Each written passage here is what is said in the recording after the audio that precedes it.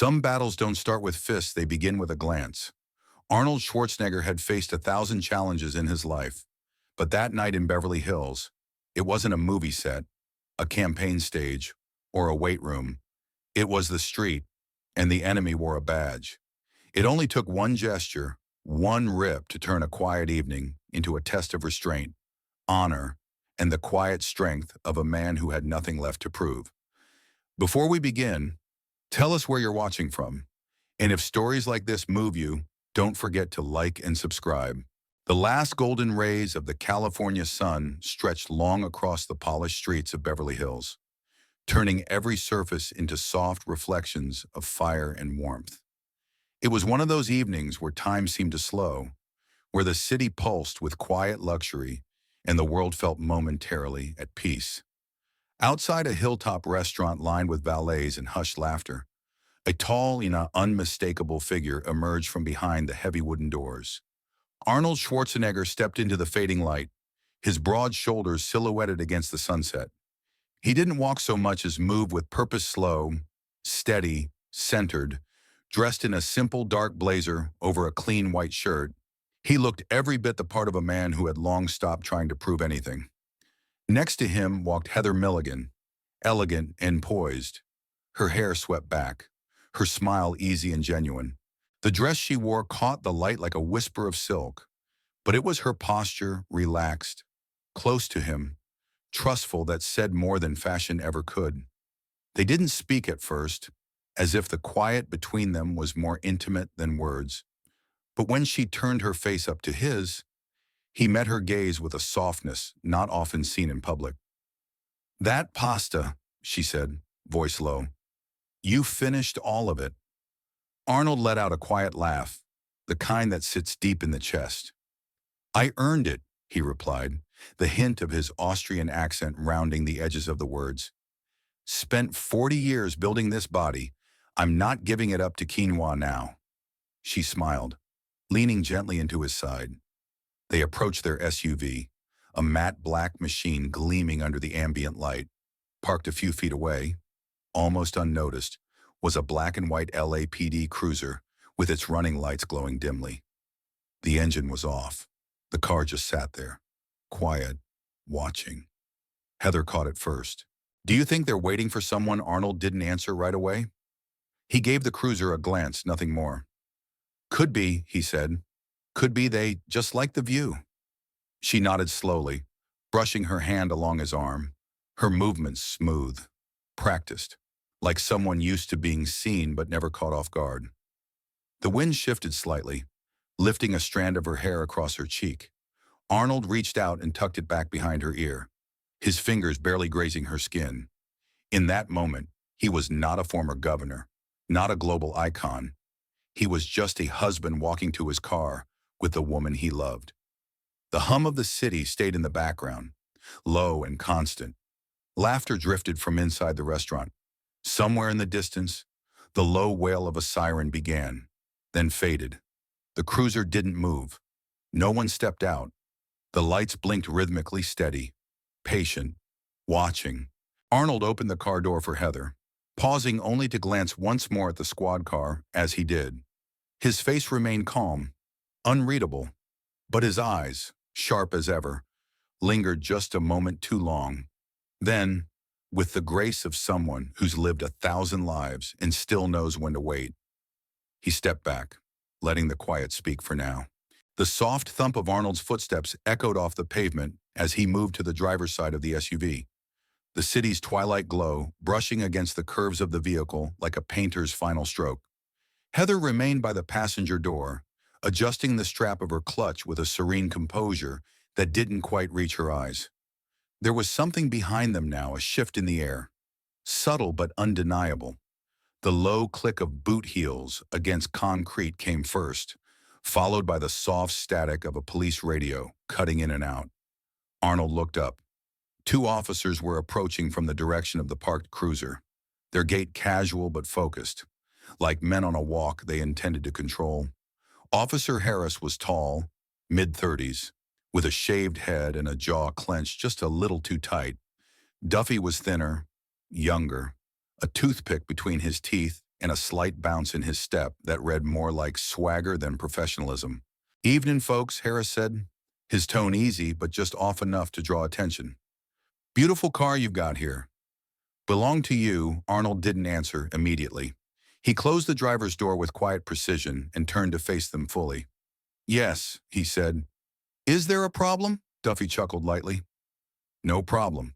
Just routine. You know how it is. This area's been seeing some high-end thefts lately. Cars like this, folks dressed to kill. We're supposed to check it out." Heather's eyes narrowed slightly. "Dressed to kill," she repeated, her voice soft but lined with something cooler. Duffy flashed her a grin that didn't quite reach his eyes. "Figure of speech, and ma'am. You do look sharp, though."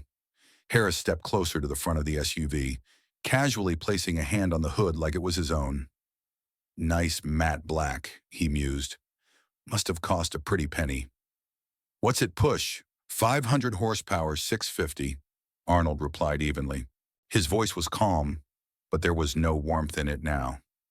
And again, "Is there a reason you're approaching us?" Harris shrugged. "Just doing our job, sir. You'd be surprised how many people drive what isn't theirs in this town."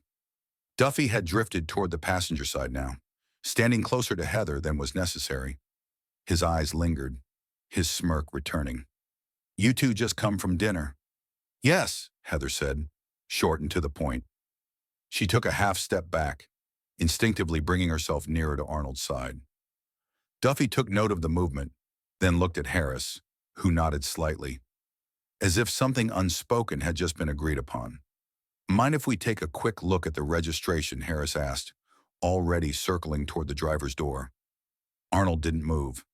"Everything is in order. If you suspect the vehicle is stolen, run the plates." Harris met his gaze. "That's what we plan to do. Just being thorough. You know how messy things get when folks assume we're not." As he spoke, Duffy casually drifted forward and positioned himself directly in front of the SUV, standing so close to the grill that Arnold couldn't have pulled out without hitting him. It was subtle, but it was clear this wasn't about checking plates anymore. This was a posture, a challenge.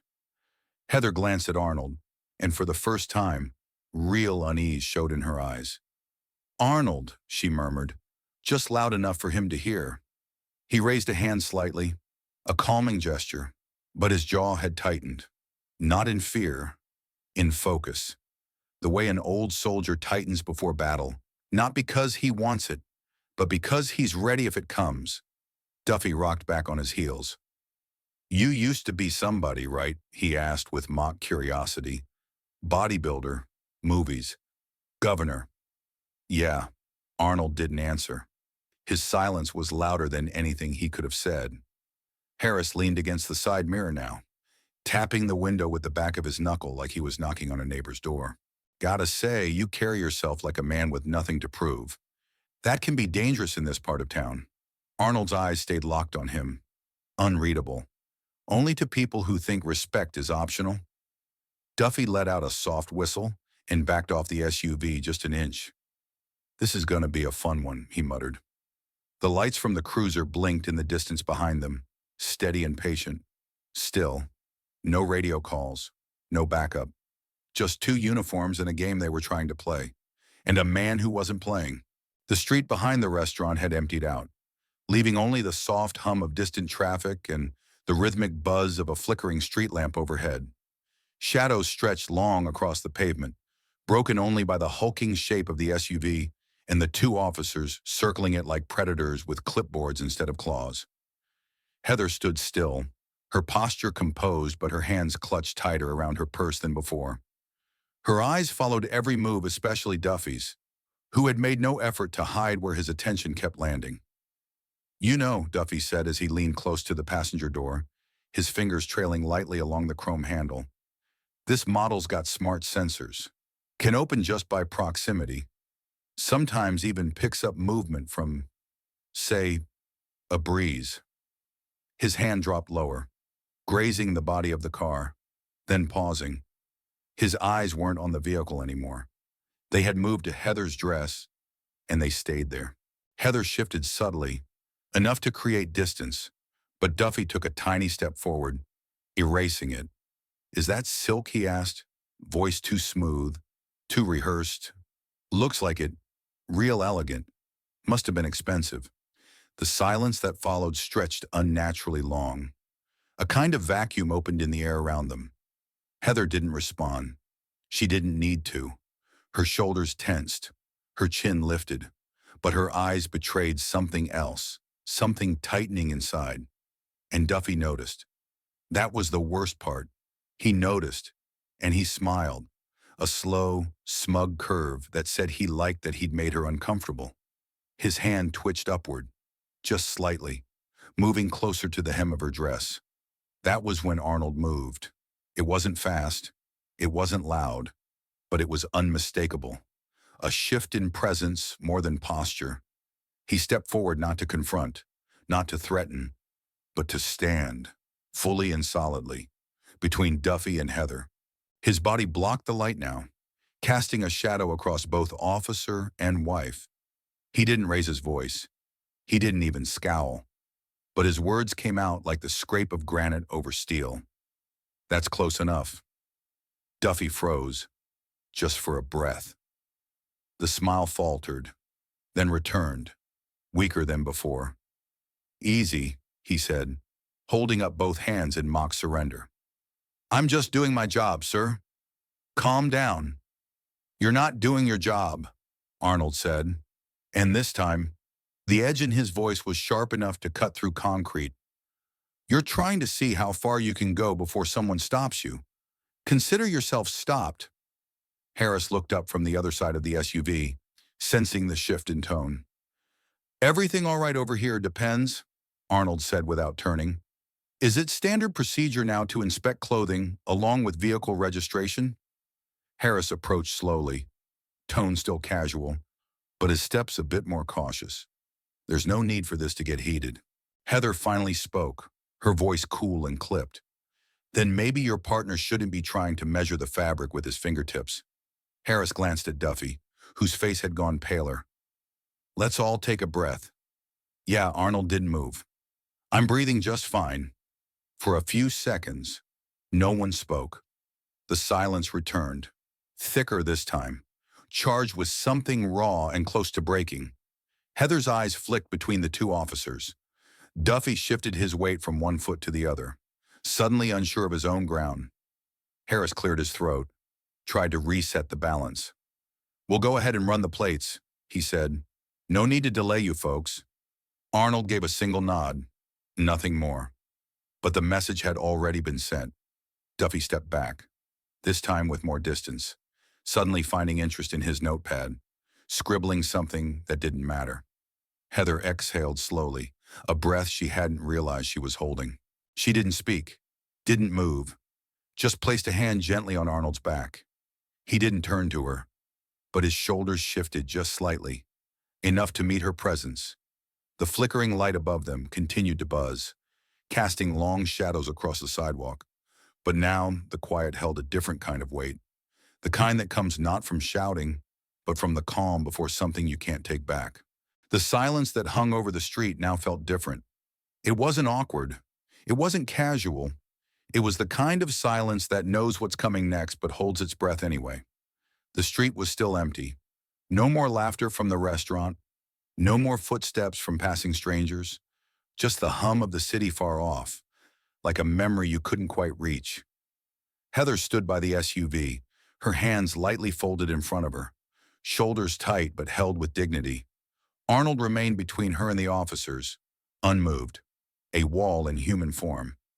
Harris was now leaning into the patrol car, typing half-heartedly at the mounted laptop, pretending to check the plates. Duffy hadn't moved far. He was watching again. And worse, he was smiling. It wasn't the same smirk as before. It had sharpened. His pride had been touched, and now he wanted something back. And he knew exactly where to go to get it. He stepped forward slowly, speaking like nothing had happened. That dress really is something, he said, his voice almost casual. Must have taken forever to pick out. Bet it feels like armor. Heather didn't respond. She didn't even blink. But her stillness was telling. Duffy kept going, taking another step, and now he was too close again. Thing about armor, though, it only works if no one touches it. His hand moved, fast, deliberate, not a tap, not a graze. His fingers gripped the edge of Heather's dress at her side, and with a quick, ugly jerk, he pulled. The sound ripped through the night like a tear in reality. Fabric tore from the seam, jagged and unforgiving, bearing skin that should never have been exposed in public. Heather gasped, stepping back, clutching the ruined edge with both hands. Her eyes widened, not just from the shock, but from the humiliation, raw and immediate, like being struck without warning. Duffy stepped back half a pace, laughing. "Oop," he said, mock innocence dripping from his voice. "Didn't think it was that delicate."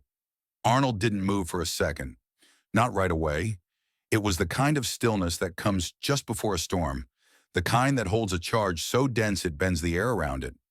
Then, with terrifying calm, he stepped forward. No shouting, no warning, just motion precise, controlled, inevitable. Duffy barely had time to blink before Arnold's hand locked around his wrist. Not rough, not violent, but final. His grip was iron. Duffy tried to twist free, but it was already too late. In one fluid motion, Arnold stepped in, turned his hips, and redirected Duffy's own momentum against him. The officer's arm bent back at an angle just short of pain, but enough to drop him to one knee. Duffy's balance gave out, and his other hand hit the pavement to keep from falling flat. The smirk was gone now. In its place was something else: fear. Maybe, or worse, embarrassment.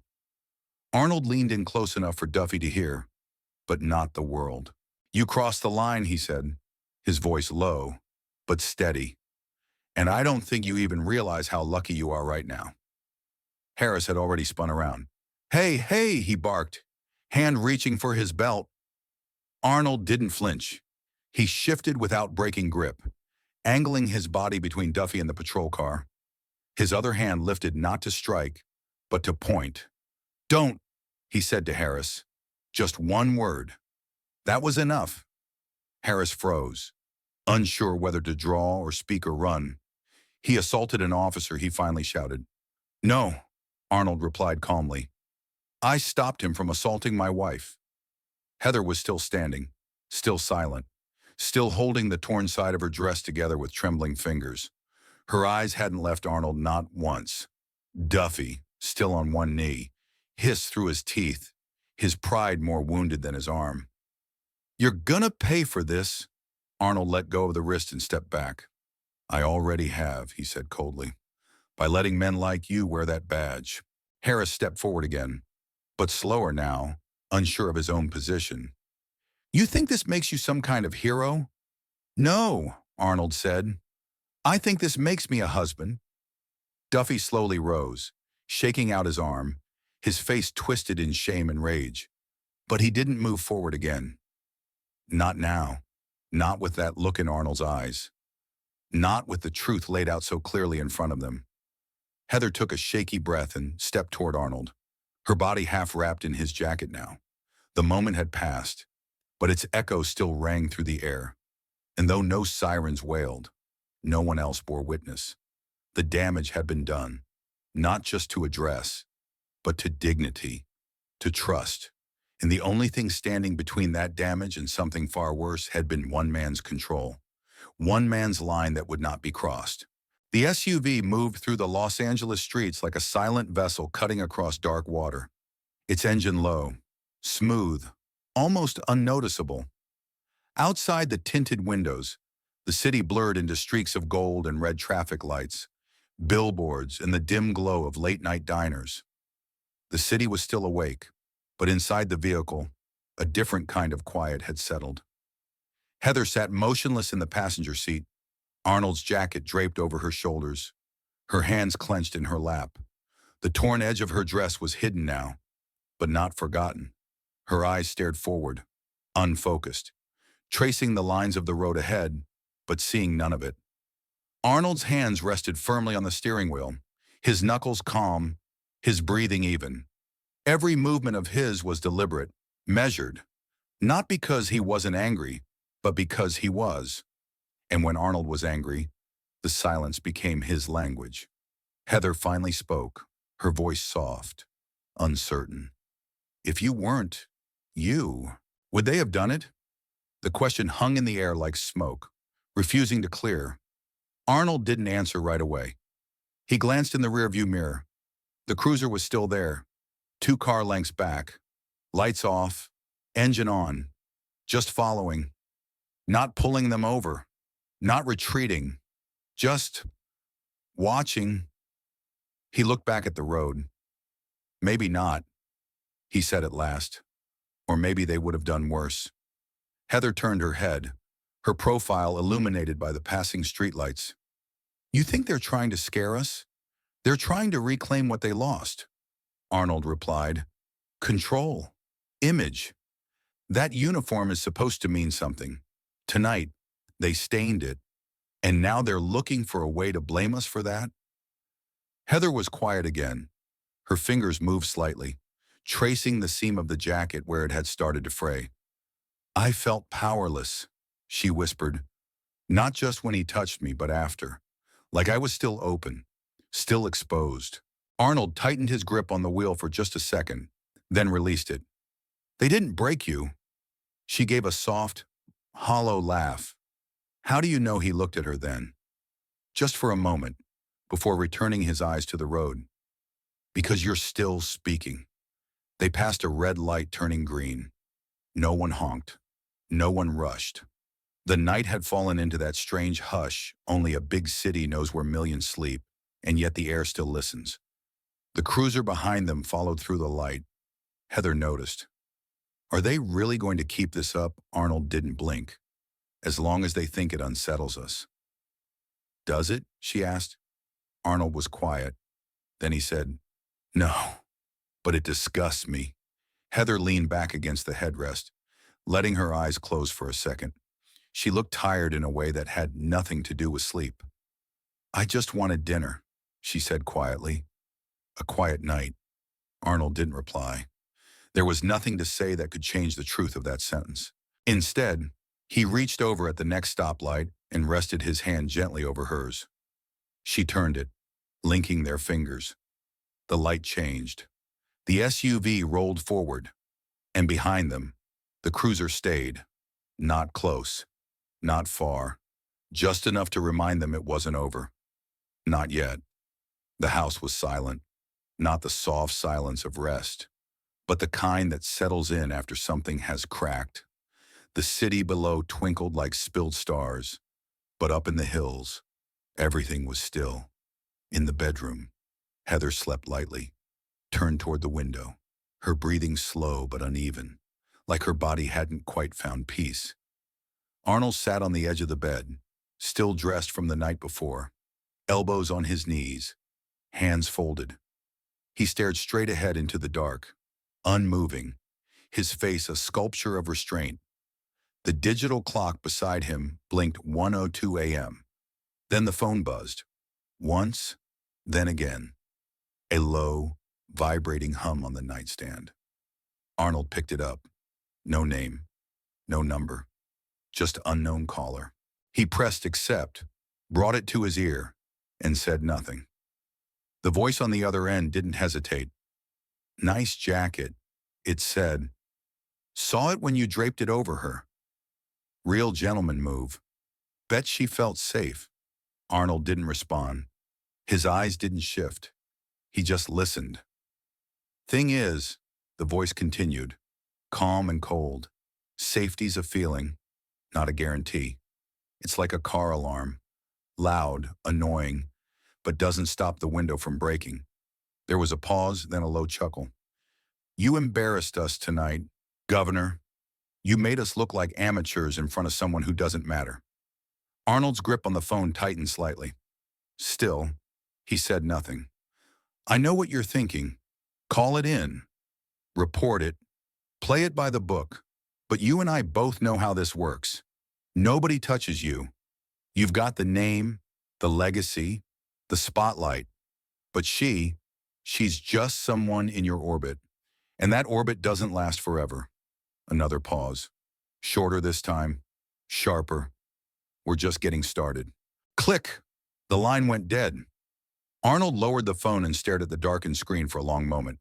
His reflection looked back at him, aged, hard, and focused. He set the phone down. Not a word, not a sigh, just silence. Then he rose, walked softly across the room, and stood by the window. Below, the city still glittered like 1,000 promises. But in his chest, something had settled. Not fear, not anger, resolve. A storm had moved inside him, and it wasn't finished. Behind him, Heather shifted in her sleep, unaware of the words that had just tried to crawl through their walls. Arnold didn't turn. He just stood there, eyes fixed on the distance, shoulders squared, like a man already preparing for the next round. Because this fight was no longer on the street, it had come home. The morning light crept slowly over the hills, casting a soft golden hue across the front of the house. The city below was just beginning to stir, but up here, the world still felt quiet, suspended in that fragile hour between night and day. The gate buzzed once. Arnold stood at the kitchen window, coffee in hand, watching as the security monitor blinked on. A single patrol car sat at the curb, empty except for one man standing at the gate. Harris, alone. No radio in his hand, no badge visible on his chest. Just him, his posture stiff, his eyes downcast. Arnold pressed the intercom. "What do you want?" Harris didn't look up. "Not on duty," he said. "No camera, no mic, just me." A long pause followed. Then, with a low sigh, Arnold hit the button. The gate opened. Harris walked slowly up the stone path, each step sounding heavier than the last. Arnold met him at the door but didn't step out. He didn't need to. The doorframe itself was enough of a threshold. Harris stopped 3 feet away and cleared his throat. "I watched the body cam this morning," he said. "They pulled it first thing. Internal Affairs is all over it now. I didn't think it looked that bad until I saw her face." Arnold said nothing, just waited. Harris shifted uncomfortably, eyes never quite lifting. "You were right," he added. "I didn't stop him. I didn't even slow him down. I just let it happen." Behind Arnold, soft footsteps echoed on the hardwood. Heather stepped into the foyer, barefoot, still wrapped in the deep blue robe from the night before. She stood quietly at her husband's side, arms folded across her chest, eyes steady on Harris. He finally looked up, saw her, and something in his expression broke. "I came to apologize," he said. "To you, not him." Heather didn't flinch. "Say it like you mean it." Harris's throat tightened. "I'm sorry," he said. "What happened last night, it should never have happened. I let it happen." She stared at him for a long moment, then took one step forward. "You didn't just stand by," she said, her voice level. "You laughed. You leaned on our car like it was a joke. You let your partner tear something off of me like I wasn't even a person." Harris swallowed hard. "I know." Arnold remained silent, but the air around him grew heavier. The quiet wasn't passive, it was judgment. Harris looked to him now. "You could have crushed both of us," he said, "but you didn't. You could have filed charges, gotten the department involved, media, lawsuits, still could." Arnold replied calmly, "Unless you tell me why you're really here." Harris hesitated, then said, "Because if I didn't face you, I'd still think I was the one who was wronged. I'd go to work tomorrow pretending like I hadn't crossed a line. But I did, and I needed you to see me own that." Heather tilted her head slightly. "You didn't come for forgiveness." "No," Harris said. "I came for accountability." Arnold stepped out then, closing the distance by half a step, not threatening, but unmistakably present. "Then let this be clear," he said. "You don't get points for saying sorry after the damage is done. You get redemption by making sure it never happens again." Harris nodded once, slowly. "It won't." Heather turned away first, stepping back inside without another word. Arnold waited a beat, then said quietly, "Tell your partner to stay gone.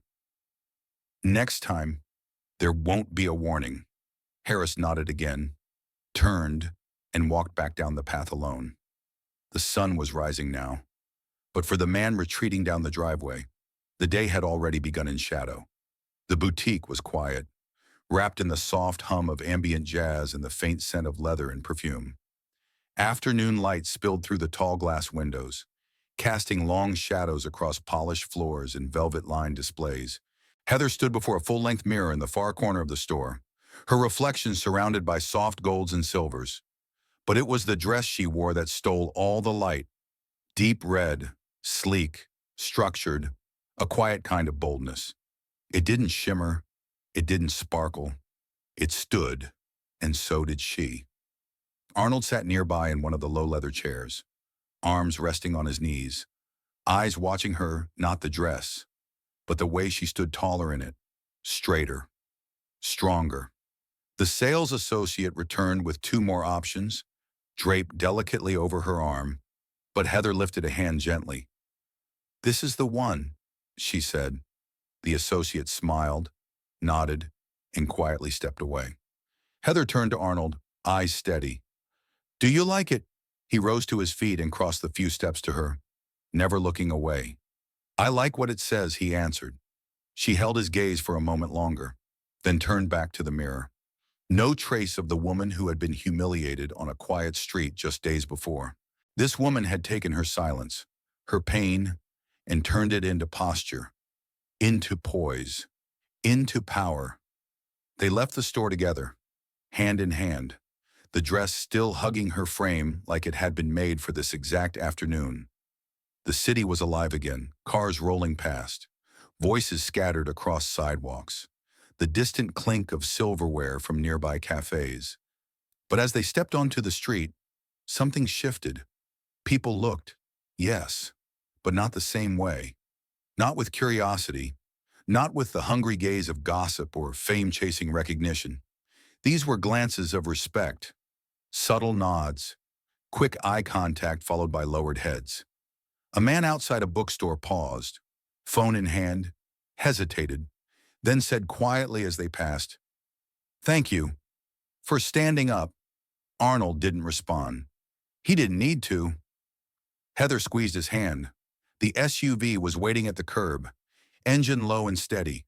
He opened the door for her again, as he always did, as he always would. And as she stepped in, the red of her dress caught the light one more time, a flare of defiance, dignity, and restoration. Arnold rounded the vehicle and climbed in behind the wheel. For a moment, they sat there in silence, watching the street move. Heather adjusted the seatbelt, glanced at him, and smiled. A quiet one, earned, enduring. Arnold looked forward, started the engine, and pulled into traffic without a word. The city didn't stop for them. It never would, but it had seen them, and it would remember. If you enjoyed this story, let us know in the comments, and don't forget to like, share, and subscribe for more inspiring stories.